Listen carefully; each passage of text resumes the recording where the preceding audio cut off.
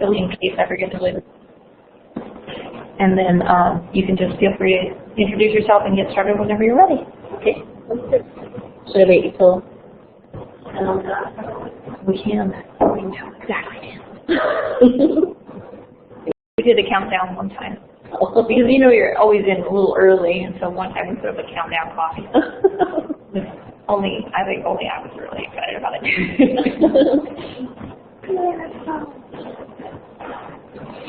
I think we've got a pretty good crowd.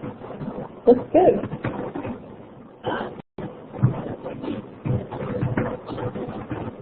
That do this event leading to these computers for the auditing fair. We have 4. We don't. The fourth is given up to Cheryl. She covered it. Oh. Community business. And I guess you have that one's over this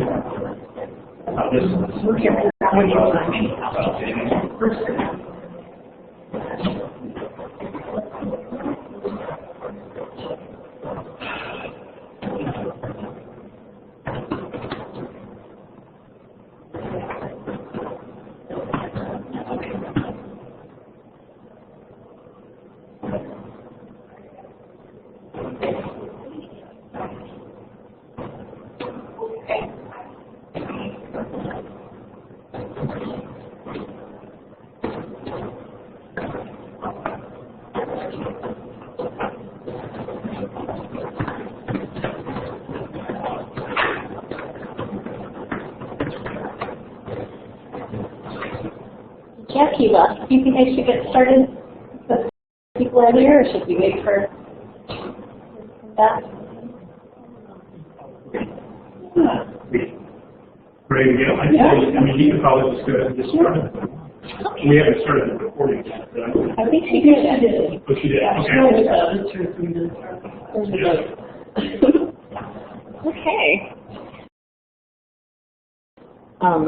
So I should look there, right? If you can't, no, I look like I would. It'll follow your voice. Okay. Yeah. All right. Well, hello, everyone. I'm not a film star, so figuring out the specifics of how to effectively use the tools here. But I'd like to introduce myself. My name is Karen Crago. It's my first year as an adjunct instructor in the English department here. But I've been a compositionist teaching student writing since 1998. And my background's in creative writing. I'm a poet.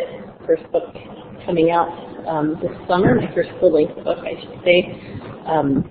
And so practicing poet, but I come from the creative writing background with lots of workshops in my personal history. And this session is called the virtual workshop, Building Community. And the description, as a reminder, says that in both face-to-face and online classes, online platforms can provide a different angle on writing. This is information I hope you can take to any class, not just a writing classroom, but any place where writing happens. Thoughtful written responses can help to reduce the power of personality and shine a more considered light on student writing.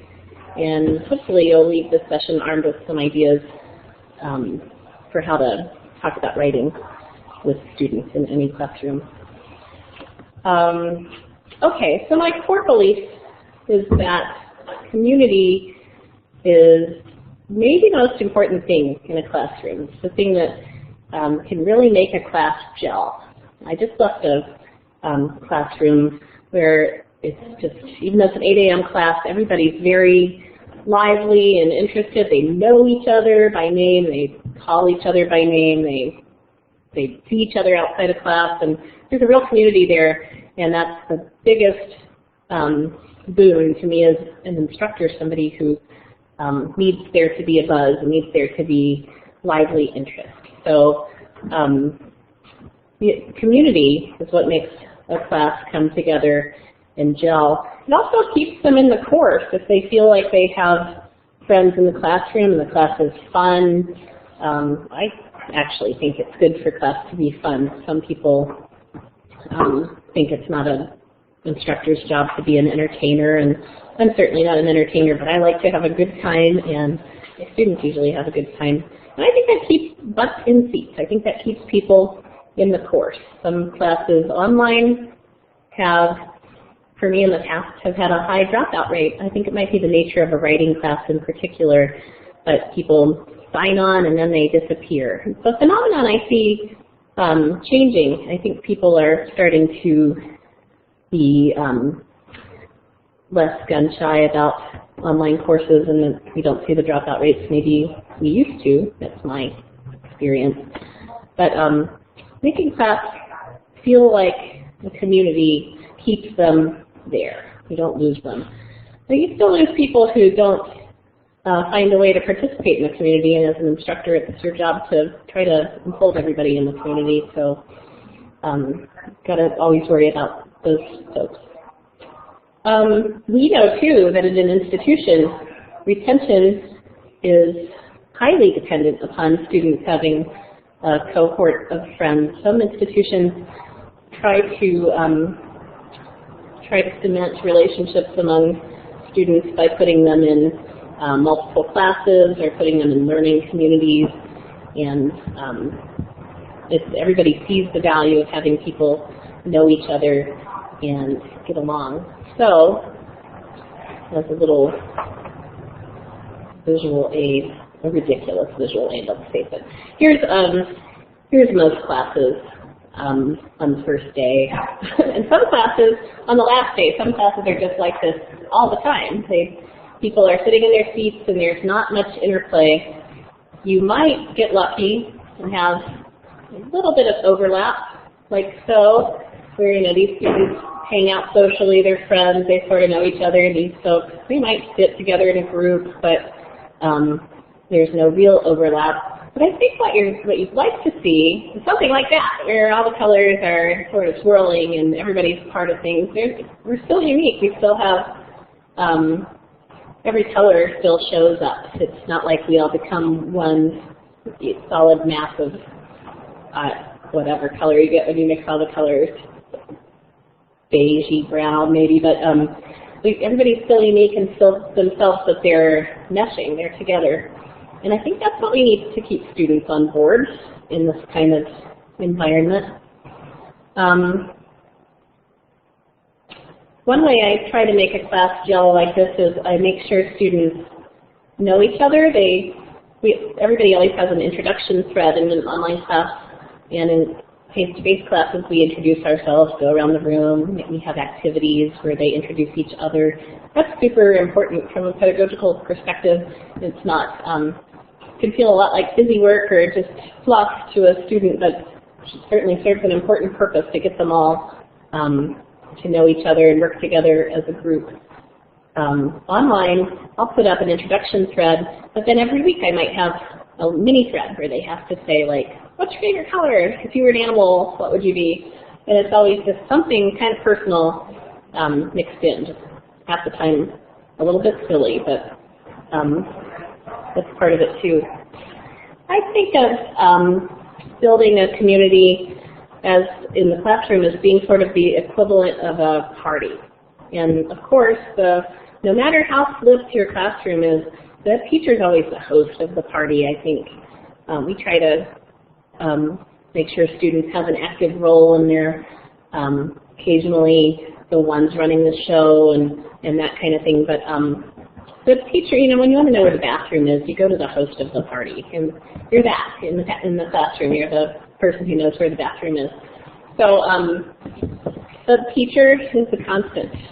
So I think it's really important that we get to know the students. So just like you don't go to a stranger's party, you go to a friend's party where you meet a bunch of strangers who hopefully become friends. That's a good comparison to the class.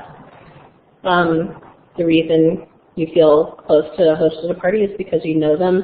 And we get to know people in our classes through various methods, but one really great way is the conference. I'm going to spend an inordinate amount of time talking about conferences. So I got a little slide here.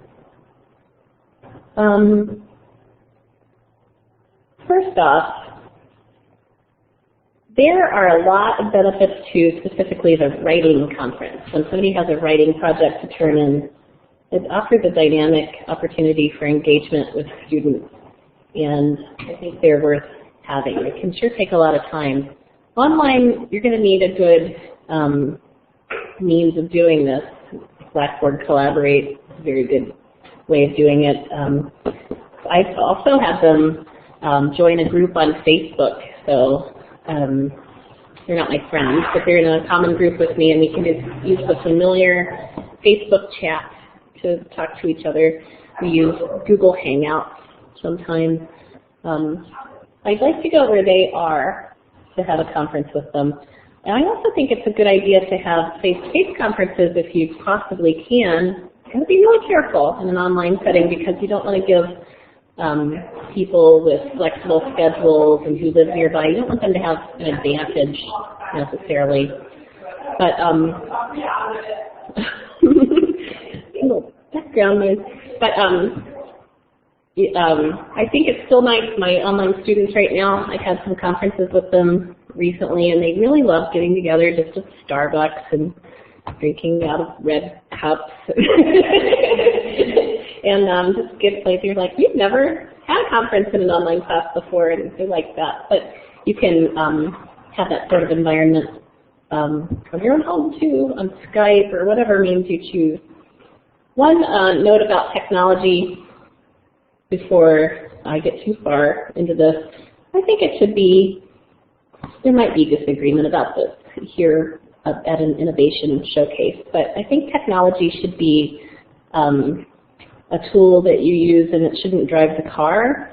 And I teach at one institution, not in our grouping today, and they had all the instructors go through a workshop and learn how to use some really cool programs. Well, guess who wasn't there? The students had no idea how to use some of the things that I learned to use, and they were super cool. And they have this much vaunted idea in our minds as digital natives who understand this stuff just on a cellular level, and we all come to it with less expertise. But in fact, that's sort of overstated. Like, digital natives frequently don't know how to use tools that I might consider kind of simple. So despite the fact that in this setting we might all think that this is all this stuff's very obvious, especially to them, frequently they don't know as much as we do. Now, I'm going to stop myself because I haven't done this before. Is there anything we should be doing? Are there questions or comments or anything like that? We had a couple of positive comments. Doug liked the analogy that you used earlier. Oh, thanks, Doug. And then a lot of people are agreeing that the technology shouldn't take precedence over good teaching and learning practices. Yeah, we talked a lot about tools in the last few days, but I think that at least from this area, and we deal with technology all the time, is that it shouldn't be the focus. You know, we kind of get lost with the flash and the cool and the whiz bang, but there's got to be a sound pedagogical reason for using it, and students need to be part of that conversation, because I use a tool, I use VoiceThread in my class, but I think a lot of times we don't understand where students are in their ability to use technology, their access to technology. And I'm going to be leading a session on accessibility tomorrow. Oh, very good. Part of the discussion. Nice. So there's some agreement here that students need to be brought on board in the discussion of what, I'm not sure if everybody could hear that or not, but yeah, that's good. I feel comforted to know that I'm not too low-tech in my approach. But I think these innovations are really nice. It's that you have to orient them, train them, just the exact kind of training you got yourself you need to bring to them so they can learn and grow, and that's part of being innovative. If you think about what makes a good party, people mix and mingle. They don't stand to their own corners. They sort of get to know each other, even if they're strangers. And a good party is fun and surprising, so something happens all the time that those are the memorable parties where you just didn't even expect this, and oh, so-and-so is so charming, or this activity was so fun. So innovation is more than just intriguing technology, and a tech-free course can probably, if there is such a thing, I guess there's not really such a thing as no technology, but the lowest technology you can imagine can still be very innovative. I guess this is technology, right?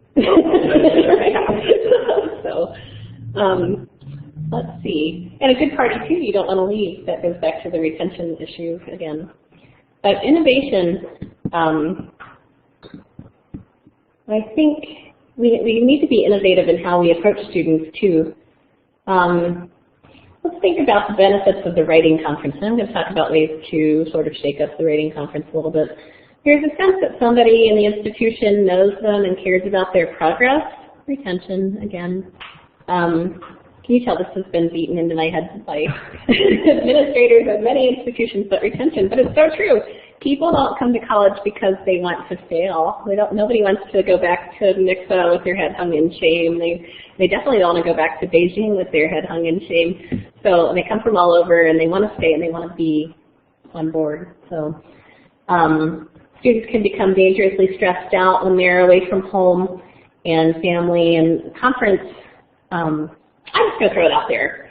I'm a mom, and I use that as a superpower, because everybody's got their own strengths, and some people are a cool person, and some people are, but I'm a mom, and I don't mind momming people who need a little momming. I'm not their mom, of course, but I use my compassion to make my students feel at home. So, and showing students compassion can help students make it through tough times. It's a hard time. There's crime, there's suicide, there's all kinds of problems that they face. They fail. It gives them a sense, a good conference can give people a sense of their role in a university or college community. They're a community of scholars, and we work together to advance all knowledge. It all starts at a place like this where,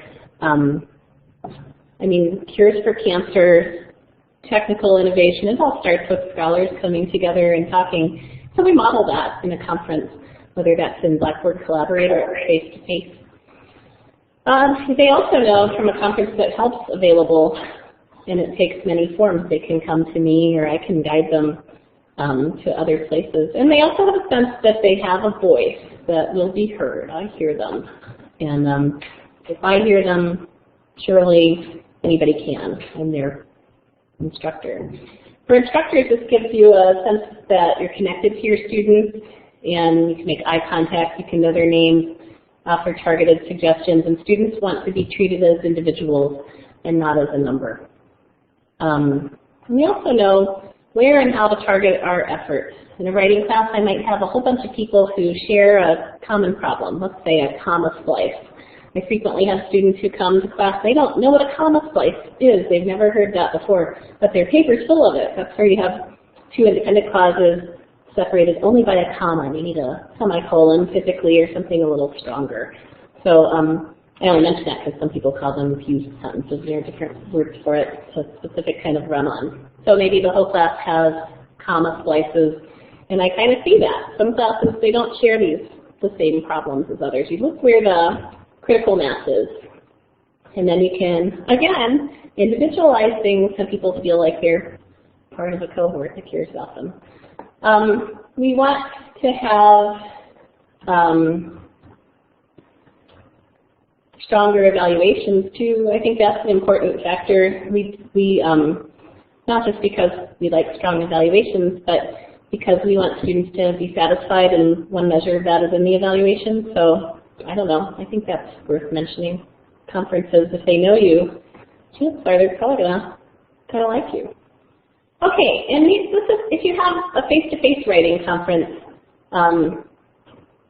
I have this advice, and you'll notice some of this is specifically face-to-face, like got to be safe, don't meet them after hours, and make sure there are people around so you're not in a dangerous situation. But online, that doesn't apply, and some of these apply online and some don't. But you have to set aside, this is either way, you have to set aside time that's just for the students. Silence your phones, put a sign on the door, don't check your Facebook while you're conferring on Skype or whatever, student has to feel important and know that that time is exactly just for them and nobody else. You have to think about your power position in face-to-face conference. I can sit with a desk in between us, but sometimes it's nice just to sit side by side on a couch or just to, you know, come from the other side of the desk and sit where they are sort of your, well, I would say equal. I think that's a problematic notion, maybe that some people really want to maintain their authority, but I think it's nice to come down off that cushy chair and sit with them and be personal. I think it's good to reserve some time for friendly chit-chat. How are you doing? A lot of times what comes out is they're not doing well and they have big problems and they need help. They need to be sent to a campus resource that can help them make their way through a difficult problem, or they're failing math and the only person they can tell is their English instructor. So that contact, you find out if you say, how are you? Sometimes you get more than you expect. But it's nice to ask them just friendly questions. Their family, their pets, their hobbies. Makes them feel like they're part of your community and the larger community. When later in class you can say, oh, you like parkour? He likes parkour. I didn't think I had 2 parkour people in class, so go do parkour together. That was a weird example. I found out what that was. Yeah. Oh, can have a crochet club. Imagine. Probably should not encourage my students to go try parkour. Okay. Got to get down to business and make sure you have a meaningful purpose for the meeting. You don't just have a meeting for no reason, although in our professional lives we frequently have meetings for no reason. But it's good to have a purpose and a specific purpose and make sure you achieve it. And make conferences a regular occurrence. My students like conferences. They like getting to know me, whether it's face-to-face or it's online. They look forward to it, and we have things to talk about. And we build something akin to friendship, although certainly when we grade somebody, you can't exactly be their friend. I know I'm giving a lot of time to conferences because I think this is such key to building community, because if you're at the hub, if you're at the sort of center, which you naturally are, even though we might try to be such innovators that we think we're all just in it together, I do think the instructor is the person who makes up the course or gives the grades and has a central role. And if the person feels connected to you, then they might feel more likely to be willing to join into the community of the class. All right, so I'll pause again. Anything coming up? Any thoughts? Christy at MSU said it was a good idea to include the tip about asking students how they are, to get any of those issues sort of addressed right at the start so that you can move on to that meaningful topic. I agree with that. And at the same time, you're developing compassion for the group. Yeah. Yeah, and it's real, too. We're not modeling compassion because we think we should be, but we really want them to survive and thrive. I have a question about you talked about having some of your students sort of meet at like a little Starbucks or something. So if you're working with online students and they get together, like for your students who can't be there, do you have like them log in to Skype or something while like half the group is at one Starbucks, half the group is at another Starbucks, half the group is at their house, like, and they all kind of join partially together? Interesting that you would say that, because I do have group conferences, and sometimes we do bring somebody in technologically somehow. Whatever seems to be those, I'll just have my laptop. I have it in front of me now. I'll have my laptop there, and it's like they're with us. A lot of what I've been talking about is the one-on-one conference, which what I try to do is make sure that people who can't attend, they have a newborn, they work a job, they even like normal times don't work for them. Sometimes we have to confer with them at 7 a.m. or the middle of the night or something like that. But I need to really always make sure that they don't feel like they're not part of things because they can't be there. So if there's a group conference, I might have all of the students on Skype or whatever means Blackboard collaborates, something like that. And I might have, sometimes I have special topic conferences where you guys all have this identified issue in your writing, and we need to talk about how to conclude. How do you write a good conclusion? Let's the 5 of us get together. Then they sort of feel like they're there. But I think the unwritten contract of an online class is that asynchrony is part of it. So you can't demand they come to a conference if they might be in an online class because they have a disability, they can't. Maybe they have schedule or other personal obligations. Yeah, there might even be things that keep them from being able to speak to a group or something like that. So they've wisely taken the online course, and then you can't haul them into the face-to-face environment without some degree of sensitivity. So I actually give them some choices about what we do for this very reason.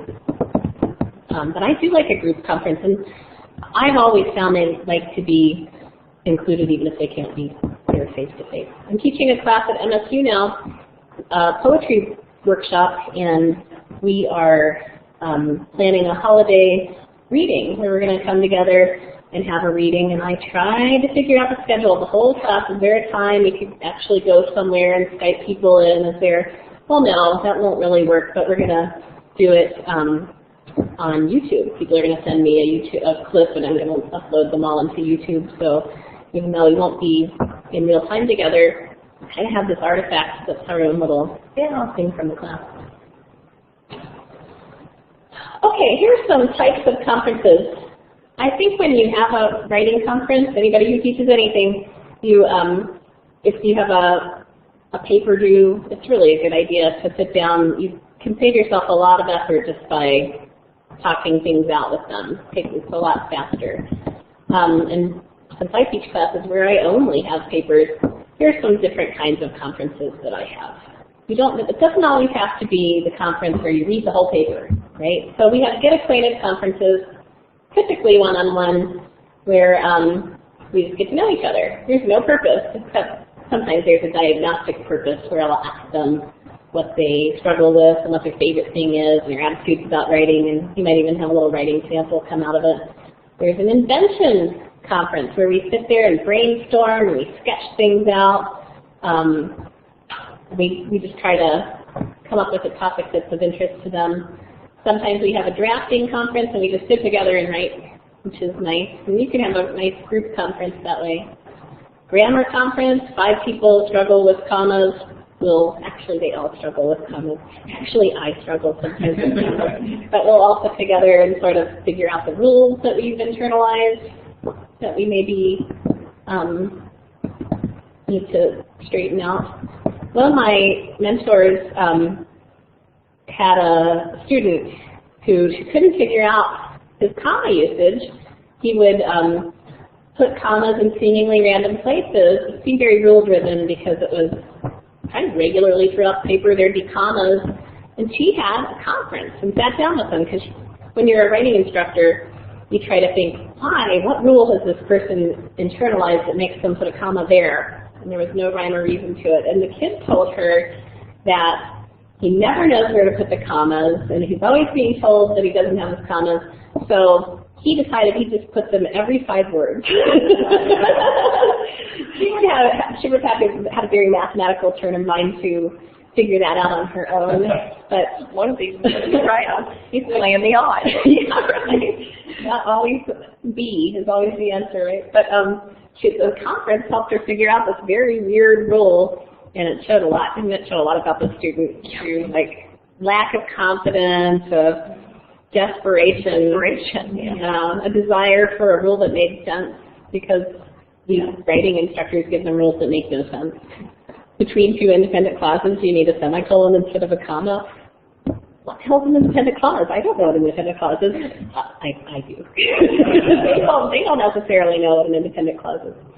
Okay, the draft review. This is where usually you have a big stack of drafts that you have to go through. But if you sit across from them and read their paper, it sure does speed up your commenting time. And you might have to see another draft from them, but it's nice to say, oh, you've taken a wrong turn early on. Why don't you consider taking this back and revising this and bringing it back to me. Otherwise, you find you waste a lot of time. So it's a good way to get through a lot of.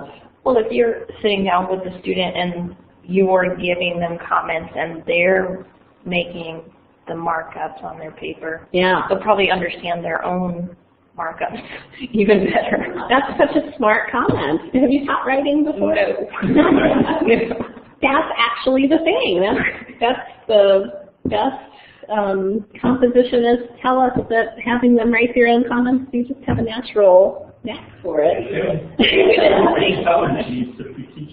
I think you might be a very good teacher. But yeah, everybody says to do it, but it's so much easier just to do that yourself. So I'm kind of impressed that you came up with it. Drops my ghost.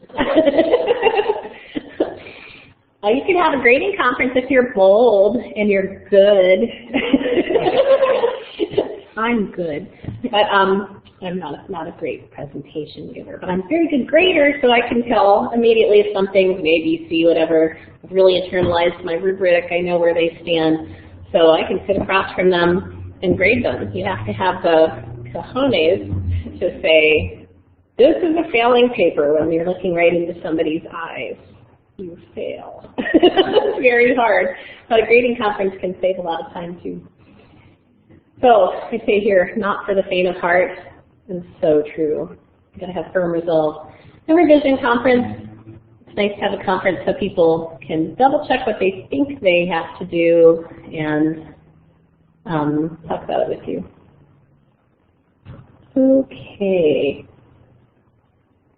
6. I'll go through 3 of these. Yeah. Time flies when you're having fun. Let's see. Innovation, we talked about before because it's the innovation showcase. But remember, our broad theme is building community, and these conferences exist so that they can build bond with you as an instructor, like Party Host, who can help them build bonds with other people. Once you know them really well, you can hook them up and put them into groups where they can collaborate together in a way that makes sense. One thing, I mentioned at the beginning, I'm a creative writer, and my degree is an MFA. So I went to a writing workshop where every semester I'd have 1 or 2 workshops where I'd take in a poem or an essay or a story, and people would comment on them. And I have to tell you, this is a flawed system, because it's like a 2 or 3 year deal, MFA program, but after the first 3 weeks, you know exactly what people are going to say for the rest of the time you're together. Because it's really about them, the comments they make. It's a really nice thing about online. That sort of power personality can't take over. Online lets people gel in a certain way, but it also keeps certain personalities. It democratizes the learning. Yes, it democratizes the learning. It doesn't matter how beautiful or charismatic you are, or how sassy or sarcastic, but you know, I could go around it when I got my MFA. I could go around the table and say, well, he's going to say I need to be more innovative with form, and she's going to say that she just didn't feel it, and he's going to say that I spelled this word wrong. You know, you just get the cast of characters, and they have predictable roles. Nice thing about bringing an innovative mindset to the process is you don't have to be married to a particular way of workshopping. I have a number of types of workshops I've tried. Just to give you an idea of some of the options that you have. So these are things I've used in a graduate level workshop that I taught, but I think it works anywhere. There's Old Faithful in the workshop and composition too. You put the writer in a box, and everybody talks about him. Not a real box, by the way. If you've never been, you'll actually have a box. It's an invisible box, but a wall of silence, and they're not allowed to defend their work. Makes sense, because we can't follow our essays and pieces of writing through the world, we have to sometimes hear how readers receive them, and it may not be the way we intended. It's a very serviceable kind of workshop, but this is the one that everybody does all the time when you're in a program like mine.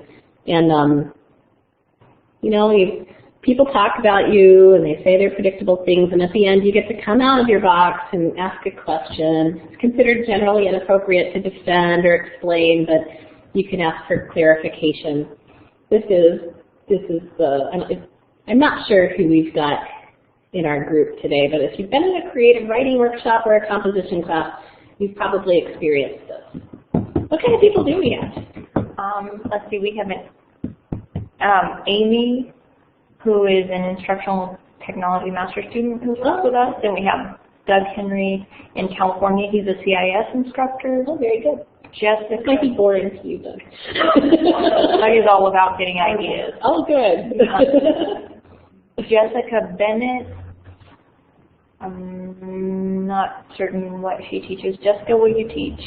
Then Christy Oten at MSU.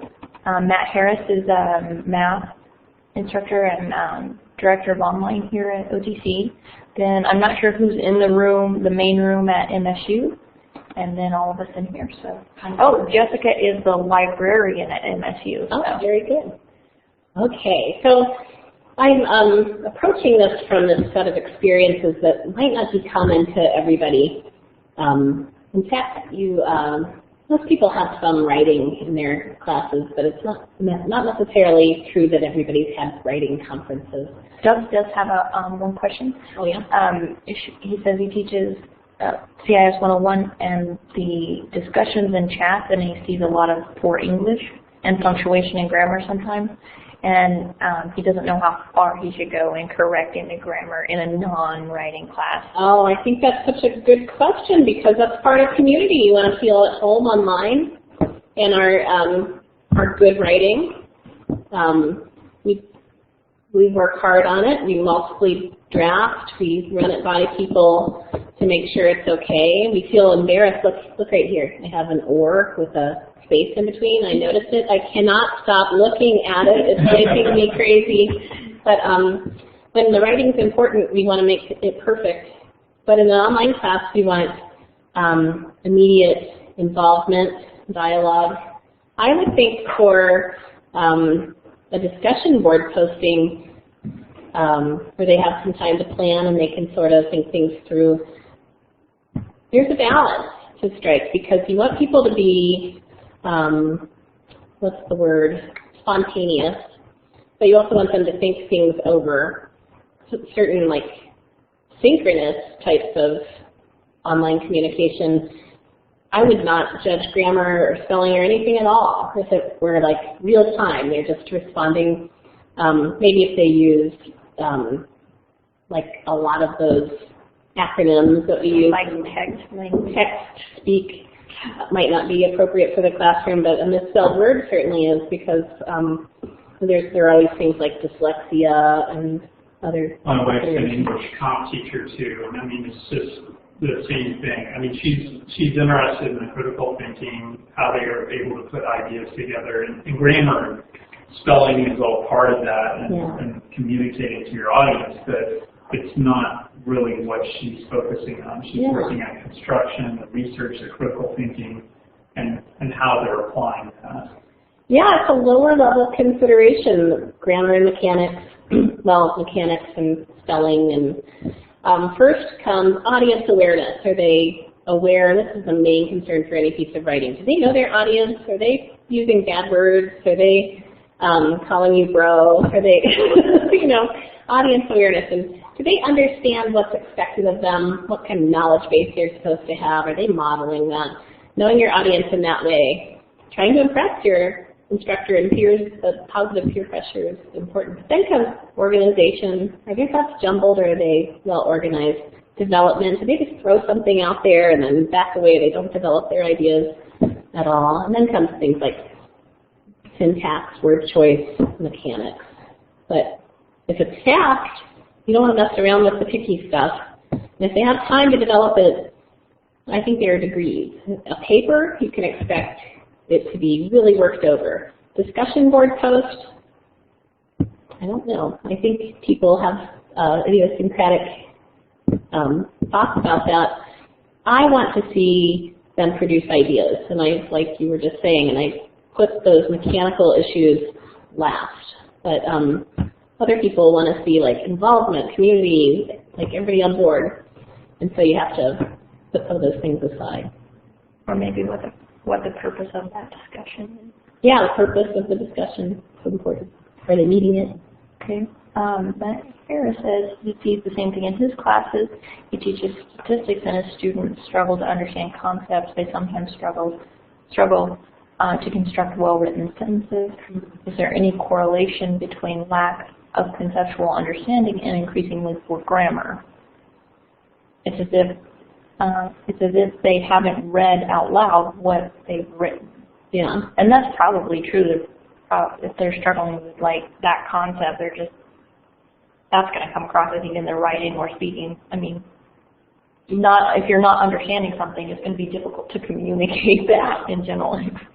The basic tenet of a composition classroom doesn't always convey to other classes, but we're process people. We think writing happens in stages, and cleaning up stuff is sort of the last stage.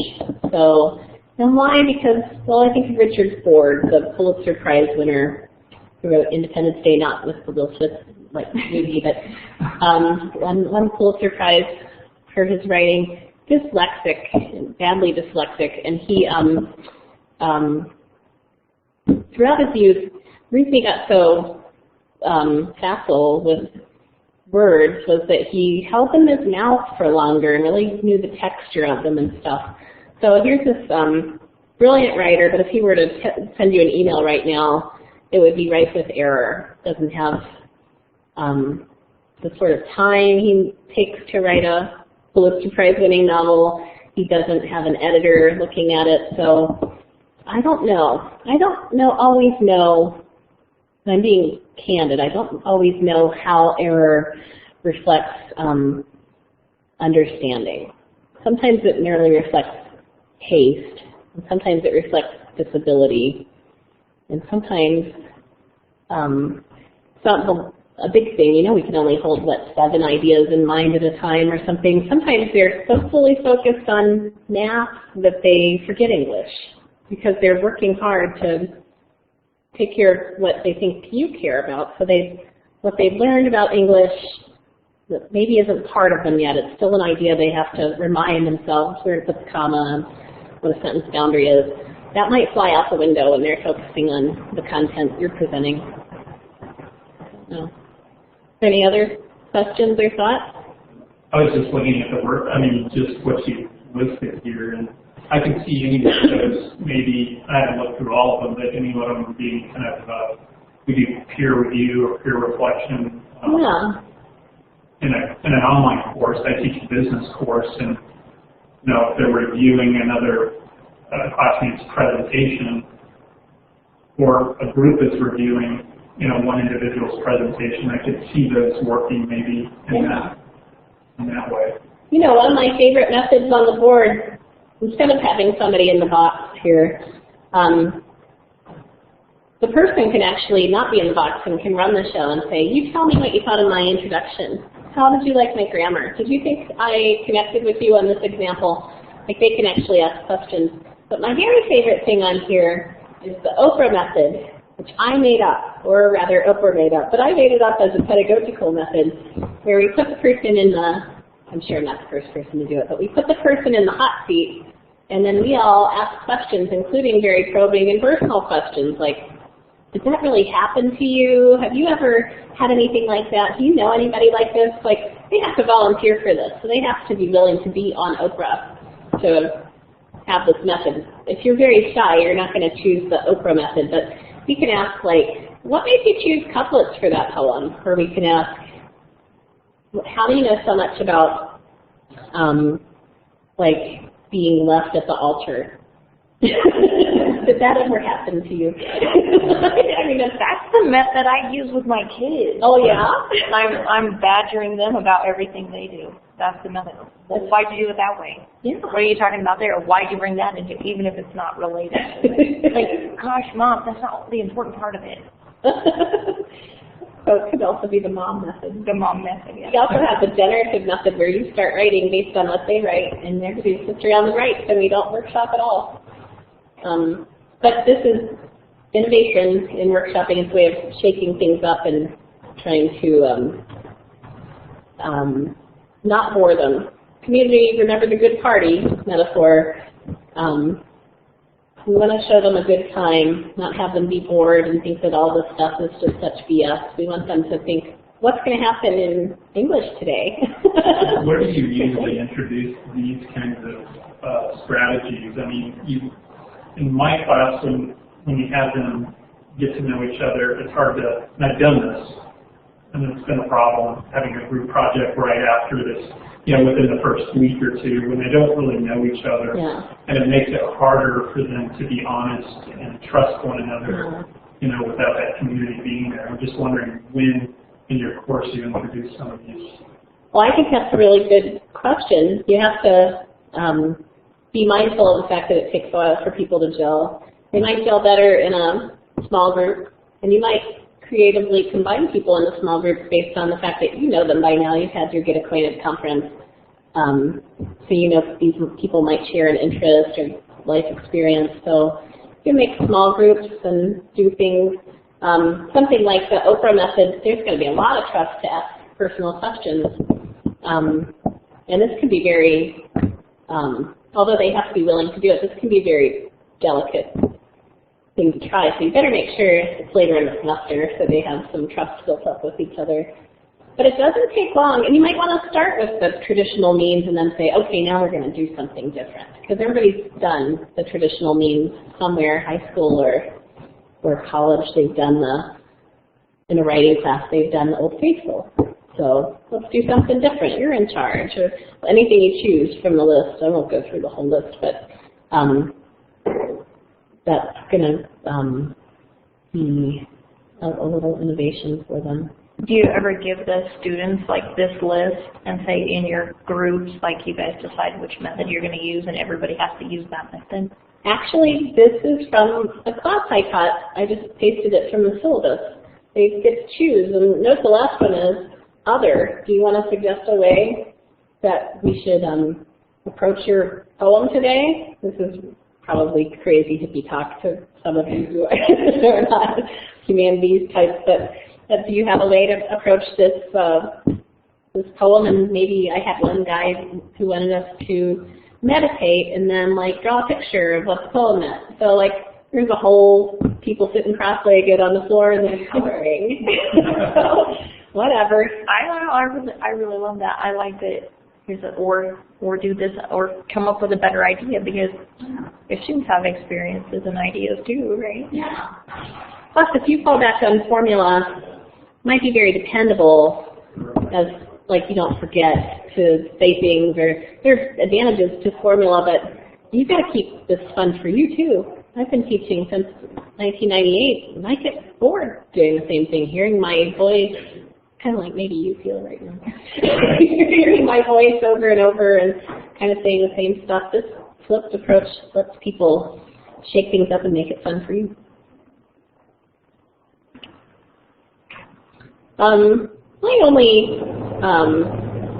final note is that you do have to remember technology. I said it before, but you got to make sure you don't let people be talking about building community, and we can't have technology be a barrier to community. It has to be used in a way so that it enhances community and doesn't make anybody feel like an outsider. And today I've been relatively low-tech because of my core belief that everybody's got their own style and a lot of fancy bells and whistles. It's not really my style. I focus on building relationships and sort of letting students take the lead in various ways. So technology, I keep it at a minimum. And or I let the students decide what it is they want to do. And I think the takeaway today is that you should get to know your students really well, and that you should also give them the means to get to know one another. So through workshopping and other alternatives. Are there any questions or anything? I can hear them. Thank you, thank you. Yes. Yeah, it's been nice talking with you all today. Thank you. There's just a lot of appreciation, so if you click the stop button, please. And then, Here we are. then you'll see, yeah. Oh, thanks. What nice of you to say. Go ahead.